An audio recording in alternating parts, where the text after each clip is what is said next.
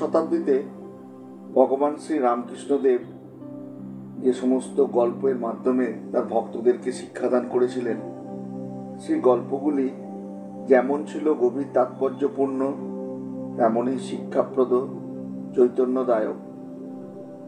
সেই গল্পগুলিকে পরবর্তীকালে বেলুড় মঠের স্বামী শান্তরূপানন্দজি আবার নিজের ভাষাতে এবং নিজস্ব রচনাশৈলীতে আবার পরিবেশন করেছেন। সেরমই শ্রী রামকৃষ্ণদেবের একটি গল্প আপনাদেরকে আমি পড়ে শোনাচ্ছি। আশা করি গল্পটি আপনাদের ভালো লাগবে। আসুন গল্পটি শুনে নিন। গল্পটির নাম সর্বমঙ্গলা। এক গ্রামে দেবীচরণ নামে এক গরিব ব্রাহ্মণ বাস করতেন। গরিব হলেও ব্রাহ্মণ বড় সৎলোক ছিলেন। জগৎজননীর উপর তার অগাধ বিশ্বাস ও ভালোবাসা। এক মনে তিনি দেবীর পূজা করতেন। চণ্ডীপাঠের জন্য প্রায় লোকেরা দেবীচরণকে আমন্ত্রণ জানাতো। চণ্ডীপাঠ করে যা পেতেন তাতেই তার বেশ ভালোভাবে দিন কেটে যেত। স্ত্রী ও কন্যা সহ সুখে বাস করতেন। দারিদ্র থাকলেও সংসারে অশান্তি দুঃখ নেই। দেবীচরণের কন্যা যেমন রূপবতী তেমনি গুণবতী। তার নাম সর্বমঙ্গলা। ব্রাহ্মণ ও ব্রাহ্মণ পত্নী মেয়েটিকে সংসারে সব কাজ শেখাতেন। মেয়েটিও তাড়াতাড়ি সব শিখে নিত। সে কঠোর পরিশ্রম করত এবং যা কিছু করত তা খুব মনোযোগ দিয়ে নিপুণভাবে করত।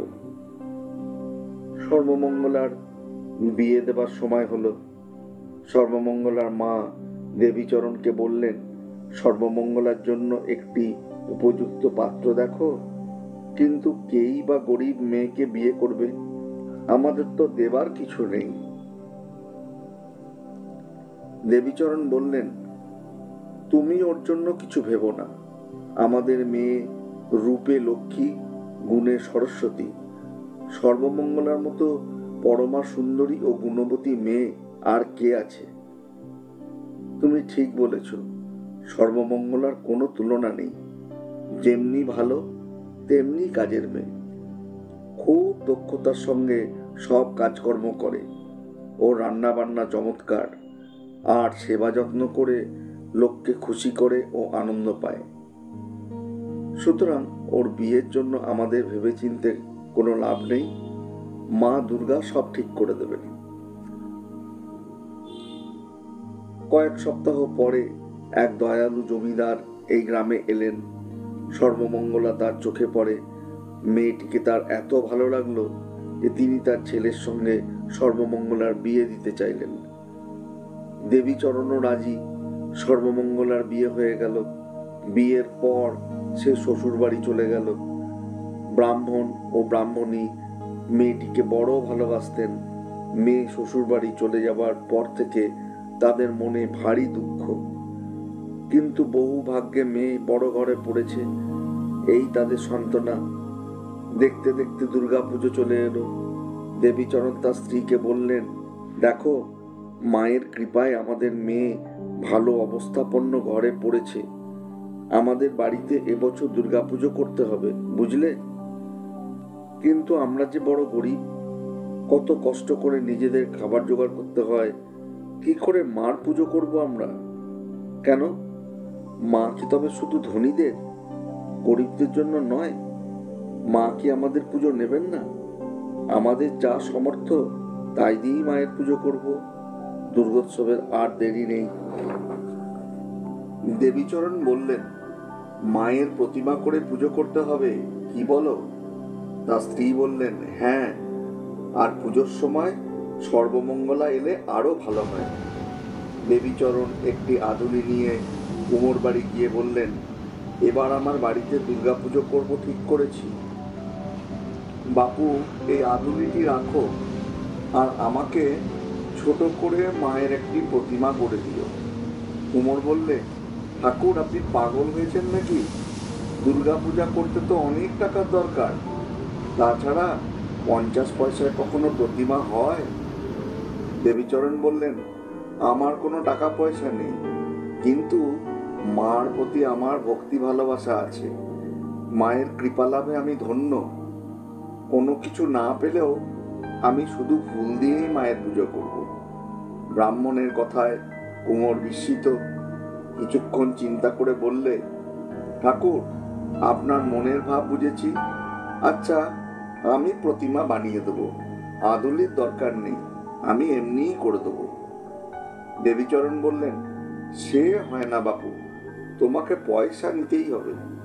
জোর করে তিনি কুমোরকে আদলিটি দিলেন। ব্রাহ্মণ অর্থাৎ স্ত্রী পুজোর জন্য যোগাড় যন্ত্র করছেন, আর প্রায় সর্বমঙ্গলার কথা তাদের মনে পড়ছে। মেয়ে না থাকাতে তারা খুব অসহায়, তাই দুজনেই কাঁদছেন। কাঁদতে কাঁদতে দেবীচরণ বললেন, এখন সর্বমঙ্গলাকে আসতে দেবে না, কেননা ও খুব ব্যস্ত থাকবে। ওরা বড় লোক, ওদের বাড়িতে কত বড় পুজো হবে, আর সর্বমঙ্গলা কত সাহায্য করবে। এখন আমাদের সব নিজেদেরই করে নিতে হবে। পরের দিন দেবীচরণের স্ত্রী অসুস্থ হয়ে পড়লেন। তিনি কাঁদতে কাঁদতে বললেন, এখন আমরা কি করি? পুজোর আর মাত্র একদিন বাকি, বিছানা থেকে ছাড়তেও পারছি না। কে রান্না বান্নার কাজ করবে? কে আমাদের সাহায্য করবে? ও সর্বমঙ্গলা যদি এখন থাকতো। দেবীচরণ তার স্ত্রীকে সান্ত্বনা দিয়ে বললেন, অস্থির হইও না, আমি এখনই সর্বমঙ্গলার বাড়ি যাচ্ছি। তুমি অসুস্থ জানলে তার শ্বশুর পাঠাতেও পারেন। দেবীচরণ সর্বমঙ্গলার বাড়ি গেলেন। সব শুনে সর্বমঙ্গলার শ্বশুর বললেন, কিন্তু আমার স্ত্রীও সাহায্য ছাড়া সব ব্যবস্থা করতে পারবে না, ওকে এই সময় ছাড়া অসম্ভব। আপনি কিছু মনে করবেন না, আমি খুব দুঃখিত। অগত্যা মনে দুঃখ ও চিন্তা নিয়ে দেবীচরণ ফিরে আসছেন। পথে ব্যাকুল হয়ে জগৎজননীর কাছে প্রার্থনা জানালেন, মা, কুমোর সুন্দর প্রতিমা করে দিয়েছে, কাল তোমার পুজো, কিন্তু আমার স্ত্রী অসুস্থ আর মেয়েও আসতে পারল না। এখন মা কি করি? অমনি শুনতে পেলেন পিছনে কে যেন তাকে ডাকছে, বাবা, বাবা, আমি এসেছি, আমাকে নিয়ে চলো। কথাগুলো যেন সর্বমঙ্গলার। চমকে উঠে পিছন দিকে তাকালেন, দেখেন সর্বমঙ্গলা তার দিকে এগিয়ে আসছে। দেবীচরণ বললেন, তুমি কি করে আসবে মা? তোমার শাশুড়ি বা কি বলবেন? সর্বমঙ্গলা বললে, তুমি এসব কিছু ভেবো না বাবা, সব ঠিক করে এসেছি, আমায় বাড়িতে নিয়ে চলো। মেয়েকে পেয়ে দেবীচরণ ও তার স্ত্রী খুব খুশি। তাদের মেয়ে বাড়িতে এসেছে,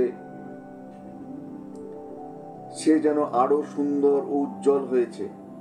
মনের আনন্দে সর্বমঙ্গলা মায়ের সেবা শুশ্রূষা ও বাড়ির যাবতীয় কাজ নিজে করে। আবার সন্ধ্যাবেলায় বাবাকে সাহায্য করে প্রতিমার সাজসজ্জার কাজে। পরের দিন পুজো। সুসজ্জিত পূজা মণ্ডপে দেবী প্রতিমার দিব্যি সুসময় সকলেই বিস্ময়ে বিহ্বল। সর্বমঙ্গলার মায়ের অসুখ অনেকটা সেরে গেল। তিনিও বললেন, আহা, আমার সর্বমঙ্গলা মাকে কি সুন্দর সাজিয়েছে, আর সর্বমঙ্গলাকেও কি সুন্দর দেখাচ্ছে। আমাদের কোনো জরির বা সোনার গয়না নেই, তবু আমাদের দেবী প্রতিমা ও সর্বমঙ্গলার রূপের কোনো তুলনা নেই। পুজোর দুদিন বেশ ভালোভাবে কেটে গেল। পুজো করে দেবীচরণের মনে এক অপার আনন্দ। তৃতীয় দিনে সর্বমঙ্গলা তার বাবাকে বললে, বাবা, আজ পাড়ার লোকেদের খাওয়াতে হবে। দেবীচরণ হেসে বললেন, তুই কি ঠাট্টা করছিস মা? সকলকে খাওয়াবার ক্ষমতা কি আমাদের আছে? নৈবেদ্যের জন্য আমাদের তো কয়েকটা ফল আছে মাত্র। সর্বমঙ্গলা বললে, আমি ঠাট্টা করছি না বাবা, তুমি বাড়িতে পুজো এনেছো, পাড়ার সকলকে না খাওয়ালে পুজো যে সম্পূর্ণ হবে না।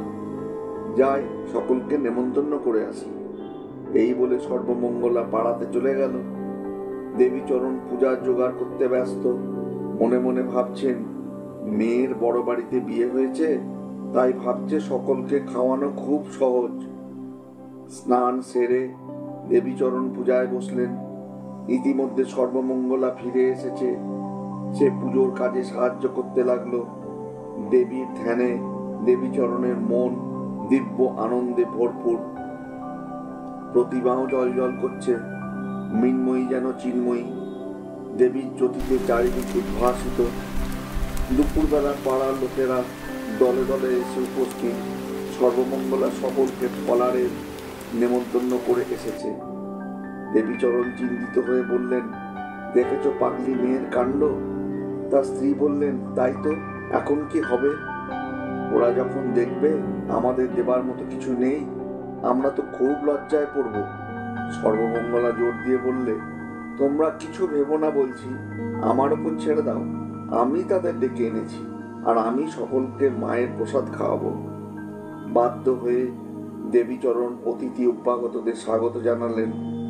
তারপর ঠাকুর ঘরে গিয়ে এক মনে দেবীকে প্রার্থনা জানালেন, মা, বিপদে আমায় রক্ষা করো, লজ্জায় ফেলো না মা। অতিথিদের কাছে আসতে তার ভয় হলো, তাই দেবীর সামনেই বসে রইলেন। এদিকে সর্বমঙ্গলা সকলকে সমাদর করে বসিয়ে দেবীর প্রসাদ দিয়ে বললে, আমার বাবা গরিব, আপনাদের যোগ্য সমাদর করার ক্ষমতা তার নেই। আমার পরম সৌভাগ্য যে আপনারা দয়া করে বাড়িতে পায়ের ধুলো দিয়েছেন। আমি অনুরোধ করছি, আপনারা দয়া করে প্রসাদ গ্রহণ করুন। অতিথিরা প্রসাদ খেতে লাগলেন। খাওয়া দাওয়ার পর সকলে বললেন, কি সুস্বাদু, এমন তৃপ্তিকর প্রসাদ কখনো খাইনি। অল্পতেই আমাদের পেট ভরে গেছে। বড় বাড়িতে খাওয়ার থেকে এ অনেক ভালো। পরিতৃপ্ত হয়ে মহানন্দে অতিথিরা বাড়ি ফিরলেন। যাওয়ার সময় সর্বমঙ্গলা ও তার মা বাবাকে অনেক শুভেচ্ছা ও সাধুবাদ জানালেন। দেবীচরণ জিজ্ঞেস করলেন, সকলে চলে গেছেন? উপহাস না গালাগাল দিয়ে গেলেন? সর্বমঙ্গলা বললে, না বাবা, তারা সকলে খুব খুশি ও সন্তুষ্ট হয়েছেন। সর্বমঙ্গলার মা বললেন, কি আশ্চর্য, এখনো অর্ধেক প্রসাদ রয়েছে, অথচ তারা সকলেই খুব তৃপ্তি করে পেট ভরে খেয়েছেন। ভক্তিতে গদগদ হয়ে দেবচরণ বললেন, সত্যি অদ্ভুত ঘটনা, মা আমাদের কৃপা করেছেন, এসব মহামায়ার লীলা। তার চোখ দিয়ে আনন্দাশ্রু পড়তে লাগলো। পরের দিন পুজোর শেষ দিন, আজ মাকে বিদায় দিতে হবে, তাই দেবীচরণের মন খারাপ। পুজোয় বসে মাকে দই কর্মা নিবেদন করেছেন। চোখ বুজে দেবীর ধ্যানে মগ্ন। এমন সময় তার অলক্ষ্যে সর্বমঙ্গলা ঠাকুর ঘরে গিয়ে দেবীর নৈবেদ্য থেকে দই কর্মা খেতে লাগলো। দেবীচরণ চোখ খুলে মায়ের মেয়ের কাণ্ড দেখে একেবারে মর্মাহত। চিৎকার করে বললেন, এ তুমি কি করলে? কোনো কথা না বলে সর্বমঙ্গলা তাড়াতাড়ি ঠাকুর ঘর থেকে চলে গেল। দেবীচরণ তার স্ত্রীকে আবার নতুন করে দই কর্মা দিতে বললেন। তারপর নিবেদনের জন্য পুনরায় পুজোর আসনে বসলেন। আবার সর্বমঙ্গলা ঠাকুর ঘরে গিয়ে দেবীর নৈবেদ্য খেতে লাগলো। বিরক্ত হয়ে দেবীচরণ পুনর্বার তার স্ত্রীকে নতুন নৈবেদ্য সাজাতে বললেন। এবারেও সর্বমঙ্গলা দেবীর নৈবেদ্য খেয়ে ফেললে। তখন দেবীচরণ মেয়ের আচরণে ক্রুদ্ধ হয়ে বললেন, আজ তোর কি হয়েছে? আমার পুজো পণ্ড করিস না, যা এখান থেকে। সর্বমঙ্গলা তার মায়ের কাছে চলে গেল। মাকে বললেন, মা, বাবা আমায় চলে যেতে বলেছেন, তাই আমি চলে যাচ্ছি। তার মা বললেন, হ্যাঁ মা, আজ তোমায় শ্বশুর বাড়ি ফিরতে হবে, দুর্গোৎসব তো হয়ে গেল। আচ্ছা, পুজো শেষ করে তোমার বাবা পৌঁছে দিয়ে আসবেন। পুজোর শেষে দেবীচরণ তার স্ত্রীকে জিজ্ঞেস করলেন, সর্বমঙ্গলা কোথায়? তার স্ত্রী বললেন, কিছুক্ষণ আগে এখানে ছিল, শ্বশুর বাড়ি নিয়ে যাওয়ার জন্য তোমার অপেক্ষায় আছে কোথাও। কিন্তু অনেক খোঁজাখুঁজি করেও সর্বমঙ্গলাকে পাওয়া গেল না। দেবীচরণ বললেন, বোকা মেয়ে বোধহয় একাই শ্বশুর বাড়ি চলে গেছে, আমি গিয়ে সব খোঁজ খবর নিয়ে আসি। মেয়ের বাড়ি পৌঁছে সর্বমঙ্গলাকে দেখে দেবীচরণ আশ্বস্ত হলেন। মেয়েকে বললেন, মা, পুজোর সময় ব্যাঘাত করেছিলে বলে তোমায় একটু বকেছি, কিন্তু তাই বলে তুমি একাই চলে এলে? তুমি কি আমার ওপর খুব রাগ করেছো মা? হতভম্ব হয়ে মেয়ে বলে, তুমি কি বলছো বাবা? দেবীচরণ বললেন, আমি পুজো করার সময় তুমি নৈবেদ্য খাওনি, সেই জন্য আমি তোমায় বকাবকি করেছি। উত্তরে সর্বমঙ্গলা বললে, কিন্তু বাবা, আমি তো সব সময় এখানেই আছি। তাছাড়া শ্বশুর মশাই তো বলেছিলেন যে তোমার সঙ্গে আমায় পাঠাতে পারবেন না। দেবীচরণ হতবাক, বুঝতে পারলেন দেবী দুর্গা তার মেয়ের রূপ ধরে এখানে এসেছিলেন। আনন্দে আত্মহারা হয়ে কাঁদতে কাঁদতে বললেন, মা মা, তুমি আমার ঘরে এসেছিলে, কিন্তু আমি চিনতে পারিনি। নমস্কার, আজকের মতো এইটুকুই। গল্পটি আপনাদের কেমন লাগলো আপনারা কমেন্ট বক্সে কমেন্ট করে জানাতে ভুলবেন না। গল্পটি যদি ভালো লাগে তাহলে অতি অবশ্যই আপনারা বন্ধুদের সঙ্গে শেয়ার করবেন এবং চ্যানেলটি আপনারা সাবস্ক্রাইব করে নেবেন। আবার আপনাদের সঙ্গে দেখা হবে নতুন একটি গল্প নিয়ে, আবার নতুন একটি দিনে। ভালো থাকবেন সবাই। নমস্কার।